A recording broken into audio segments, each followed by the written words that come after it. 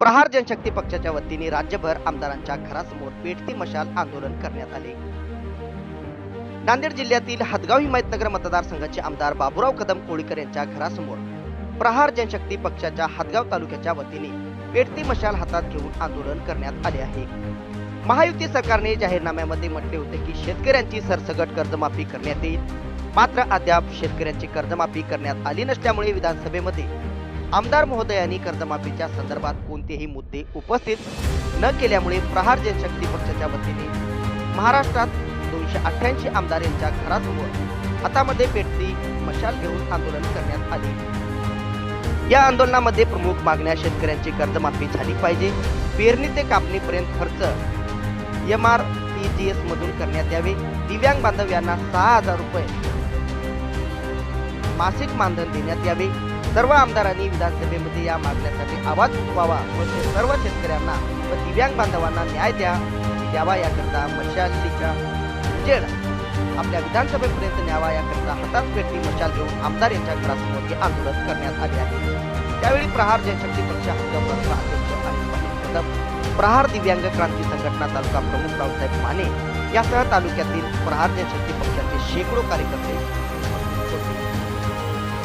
आम्ही आमदार महोदय हदगाव हिमायतनगर मतदारसंघाचे आमदार महोदय बाबूरावजी कदम यांच्या घरावर होळी येते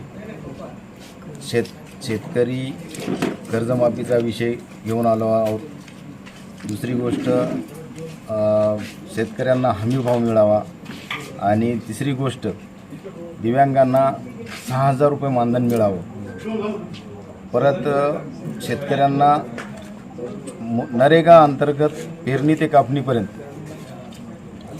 घेण्यात यावं।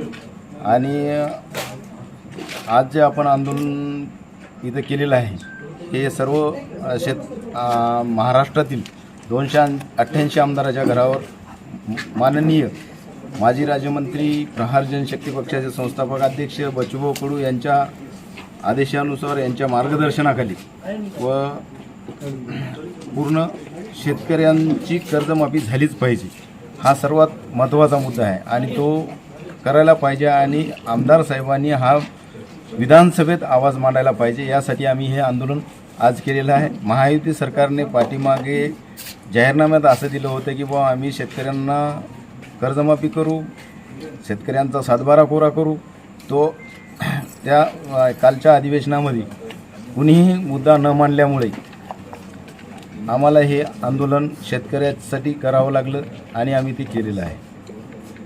तर जर करता शासनाने कर्जमाफी नाही केली किंवा आमचे हदगाव हिमायतनगर मतदारसंघाचे आमदार बाबूरावजी साहेब यांनी जर विधानसभेमध्ये आवाज नाही उठवला तर आम्ही यांच्या घरापुढे परत एक आंदोलन करू, एवढं सांगू इच्छितो। तर या आंदोलनामध्ये कोण कोण सहभागी होतं?